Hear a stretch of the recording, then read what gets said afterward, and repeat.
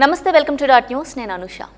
TDP అధినేత పదే పదే వాడే ఓ ఊతపదం సంపద సృష్టించడంలో తాను దిట్ట అని ఆయన ముఖ్యమంత్రిగా పనిచేసిన 3 సార్లు ఆయన పదవి నుండి దిగిపోయే నాటికి ప్రభుత్వ ఖజానా దివాలా దశలోనే ఉంది ఈ విషయాన్ని చంద్రబాబు నాయుడు ఆర్థిక మంత్రి యనమల రామకృష్ణుడే పబ్లిక్ గా సిగ్గు లేకుండా మీడియాతో చెప్పారు అయితే బాబు గురించి బాగా తెలిసిన వారేమంటారంటే బాబు సంపద సృష్టిస్తాడు కానీ అది ఆయన కుటుంబ సభ్యుల సంపదనే పెంచుతాడని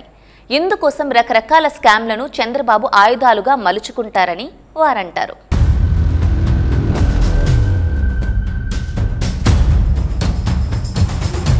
ఏ విషయంలో అయినా సరే అధికారంలో ఉంటే ఒకలా ప్రతిపక్షంలో ఉంటే మరోలా అర్థమైపోయింది కదా చంద్రబాబు గురించే మనం చెప్పుకునేది తాను అధికారంలో ఉంటే పేదల సంక్షేమాన్ని కొండెక్కించి ఆర్థిక సంస్కరణలే ముఖ్యమని తానేదో అపర సంస్కరణవాదిలా పోజు కొడతారు చంద్రబాబు డబ్బున్న వారికి ప్రజాధనాన్ని అడ్డగోలుగా దోచిపెట్టి అందుకు ప్రతిగా తమ పార్టీ బ్యాంకు ఖాతాలోకి క్విట్ ప్రోకో డబ్బును జమ చేయించుకోవడంలో చంద్రబాబును మించిన ఛాంపియన్ మరొకరు లేరు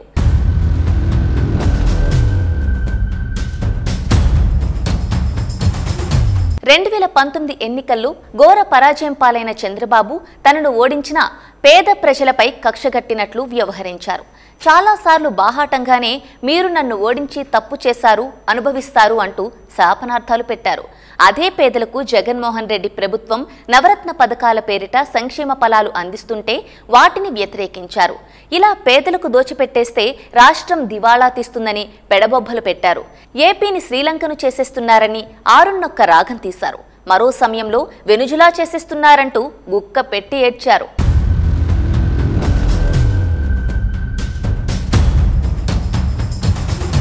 ఎన్నికలు రాగానే జగన్మోహన్ రెడ్డి అమలు చేస్తున్న సంక్షేమ పథకాలకు 3-4 రెట్లు ఎక్కువే చేస్తానంటూ హామీలిచ్చేస్తున్నారు జగన్మోహన్ రెడ్డి ఏటా 71,000 కోట్ల రూపాయలు ఖర్చు చేస్తేనే శ్రీలంక అయిపోతే మీరు ఏటా 2 లక్షల కోట్లు ఖర్చు చేస్తే ఏపీ సోమాలియా కదా అంటే నోరు మెదపరు ఇంత డబ్బు ఎక్కడి నుంచి తెస్తారని ప్రశ్నిస్తే తనకు సంపద సృష్టించడం తెలుసునని అంటున్నారు చంద్రబాబు బాబే కాదు బాబు పల్లకి మోసే ఎల్లో మీడియా కూడా అవే అబద్ధాలు చెబుతోంది చంద్రబాబుకు సంపద సృష్టించడం తెలుసు పరిశ్రమలు తీసుకురావడం తెలుసు అంటూ సొరకాయ కోసినట్లు కోతలు కోసేస్తూ ఉంటారు చంద్రబాబు 5 ఏళ్ల పాలనలో ఏపీలో కేవలం 33,000 కోట్ల రూపాయల మేరకే పెట్టుబడులు వచ్చాయి అదే జగన్మోహన్ రెడ్డి 5 ఏళ్ల పాలనలో 2 ఏళ్లు కరోనాతో సంక్షోభం వెంటాడినా కూడా 1,00,000 కోట్ల రూపాయలకు పైనే పెట్టుబడులు ఏపీకి తరలి వచ్చాయి అభివృద్ధి విషయంలోనూ చంద్రబాబు 5 ఏళ్లలో ఇది చేశానని చెప్పడానికి ఒక్క అభివృద్ధి పథకం కూడా లేదు అదే జగన్మోహన్ రెడ్డి పాలనలో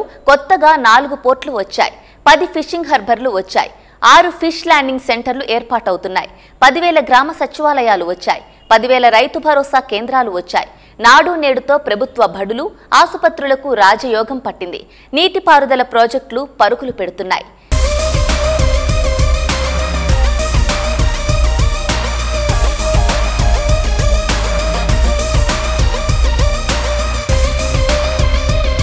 మరి చంద్రబాబు నాయుడు 2014 నుంచి 2019 వరకు 5 ఏళ్ల పాటు పాలించారు కదా ఆ 5 ఏళ్లలో చంద్రబాబు ఎంత సంపద సృష్టించారో చూద్దామా 2019 ఎన్నికల ఫలితాలు వెలువడి వైఎస్ఆర్ కాంగ్రెస్ పార్టీ అఖండ విజయం సాధించి రాష్ట్రమంతటా సంబరాలు చేసుకుంటున్న సమయంలో బాబు కేబినెట్లో ఆర్థిక మంత్రిగా ఉన్న యనమల రామకృష్ణుడు ఓ నగ్న సత్యం చెప్పారు అర్జెంటుగా ప్రెస్ మీట్ పెట్టిన యనమల ప్రభుత్వ ఖజానా ఖాళీ అయిపోయింది 100 కోట్ల కంటే ఎక్కువ లేవు వైఎస్ఆర్ కాంగ్రెస్ ప్రభుత్వం రేపటి నుంచి జీతాలు కూడా ఇచ్చే పరిస్థితి లేదు బయట అప్పులు కూడా దొరకవు ఎందుకంటే అవకాశం ఉన్న ప్రతి చోట మేమే అప్పులు చేసేశామని నిస్సిగ్గుగా తమ దిబ్బరాజ్యపు దివాళా వేషాన్ని బట్టబయలు చేశారు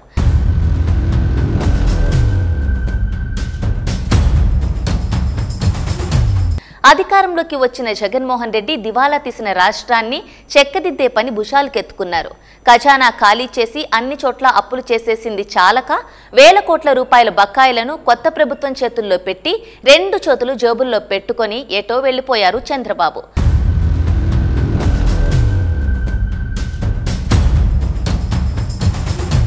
బాబు బ్రాండ్ సంపద సృష్టి అంటే ఖజానాని దివాలా తీయించడమని ఆ తర్వాత అర్థమైంది పాలకపక్ష నేతలకు అయితే చంద్రబాబుకు అసలు సంపద సృష్టి తెలీదా అని ప్రశ్నిస్తే మాత్రం ఖచ్చితంగా తెలుసనే చెప్పాలి. తన సంపద పెంచుకోవడం ఎలాగో, తన కుమారుడు లోకేష్ ఆస్తులు పెంచడం ఎలాగో, భువనేశ్వరి ఖాతా కలకలలాడేలా చేయడం ఎలాగో, టీడీపీ బ్యాంకు ఖాతాలో బినామీ పేర్లతో వేల కోట్ల సంపద వచ్చి పడ్డం ఎలాగో చంద్రబాబుకు తెలుసు. 3 సార్లు ముఖ్యమంత్రిగా పనిచేసిన బాబు 3 సార్లు తమ కుటుంబ సభ్యుల ఆస్తులు పెంచుకునే సంపద సృష్టించడం పైనే దృష్టి సారించారు.